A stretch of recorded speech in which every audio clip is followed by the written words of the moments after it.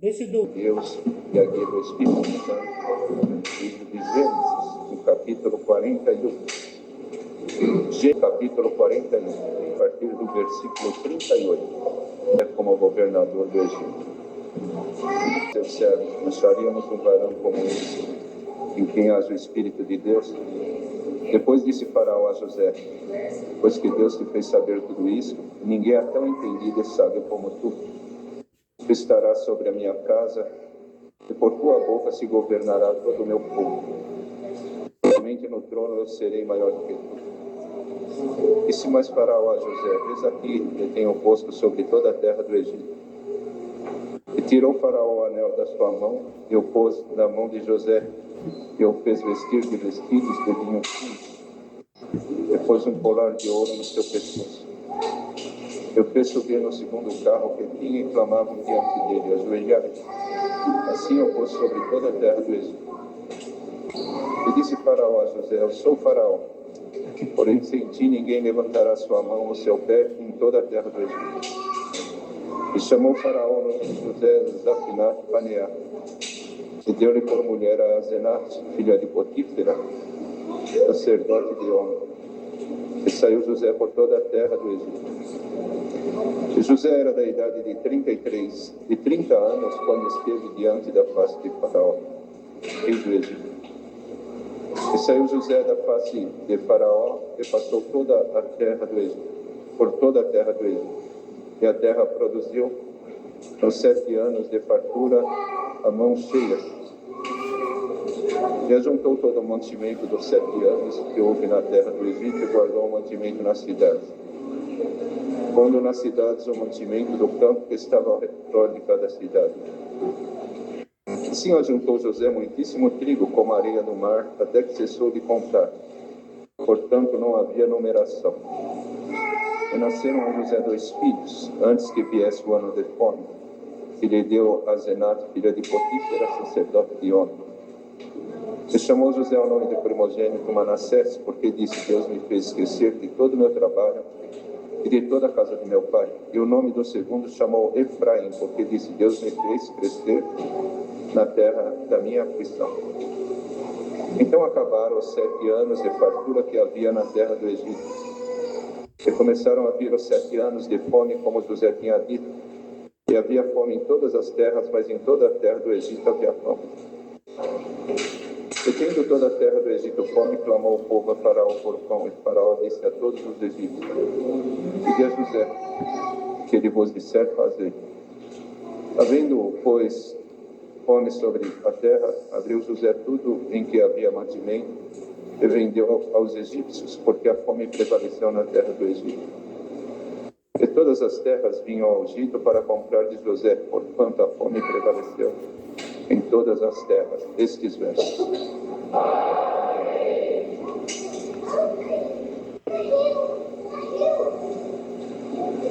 Glória a Deus.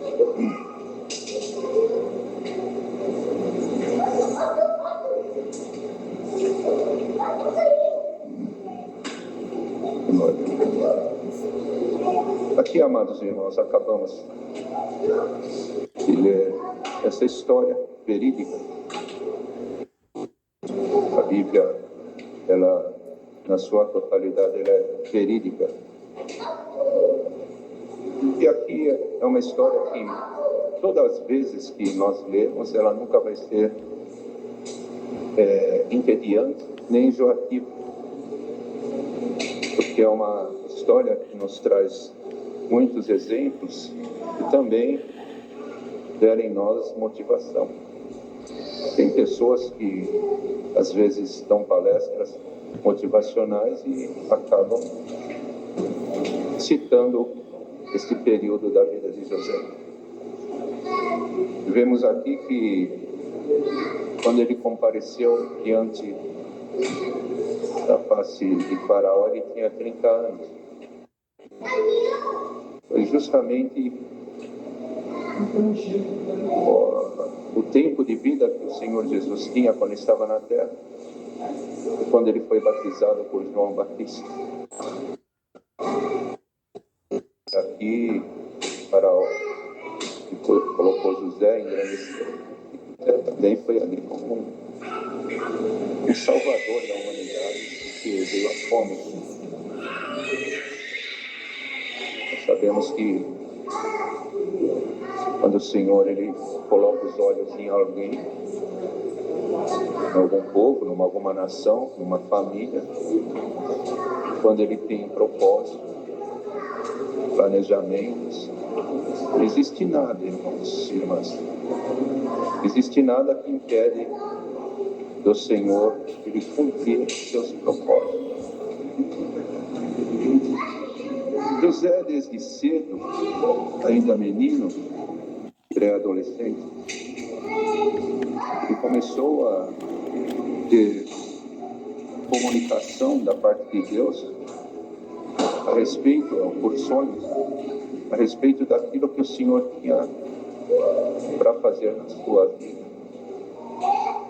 E ele, na sua simplicidade, ele acabava comentando quando estava reunido com a família, uma família extensa, numerosa.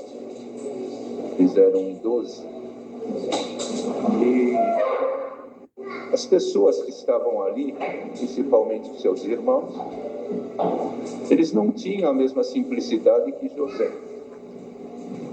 E eles, quando viram, até o próprio pai, Jacó, ficou preocupado com os sonhos que José estava contando.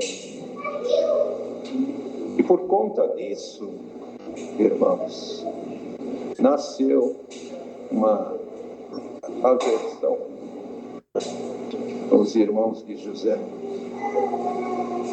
porque eles deviam, ao contrário, eles deviam ficar felizes que Deus estava escolhendo alguém da família para um grande trabalho, mas nasceu ali uma aversão, e essa aversão trouxe até um ódio no coração.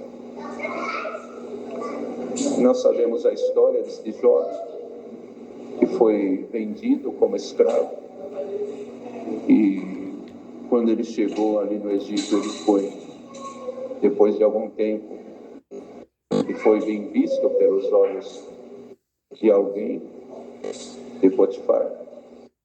Mas quando ele pensava que estava tudo bem, que as coisas estavam se encaminhando e que ele já estava começando a ter a cicatrização das suas feridas, os seus sentimentos estavam feridos pelo que fez a sua família, os seus irmãos. Mas quando Deus começou a fazer essas obras, esses movimentos, aparecer na vida dele, engrandecer, honrá-lo ali no Egito, quando estava começando a cicatrizar os seus sentimentos, levantou uma calúnia. E essa calúnia jogou José nas masmorras, na prisão, e ele ali ficou numa situação difícil. Mas o Senhor entrou com ele na prisão também. E ali o Senhor começou a honrar José naquela prisão. Nós temos que ter uma convicção de uma coisa: quando Deus está na nossa vida, nós temos que ter consciência. Deus está na minha vida, vai dar tudo certo. Não é assim. Tem coisas que podem não dar certo, porque nós temos aqui, nós vivemos, irmãos, sob domínio dos tempos. Há tempo de plantar, há tempo de colher o que se planta, há tempo de abraçar, há tempo de afastar-se de abraçar, há tempo de rir, há tempo de chorar, há tempo de nascer e há tempo de morrer. Então nós estamos debaixo de tudo isso. E nós que temos o Senhor, às vezes as coisas não dão tudo certo. Nós passamos por lutas, nós passamos por frustrações, nós passamos por enfermidades, nós passamos por insucessos e tantas outras coisas. Está escrito aqui que as mesmas coisas que acontecem aos justos acontecem aos injustos e vice-versa. Mas nós temos os olhos de Deus, nós temos o Senhor ao nosso favor, e isso acontece na vida de todos nós.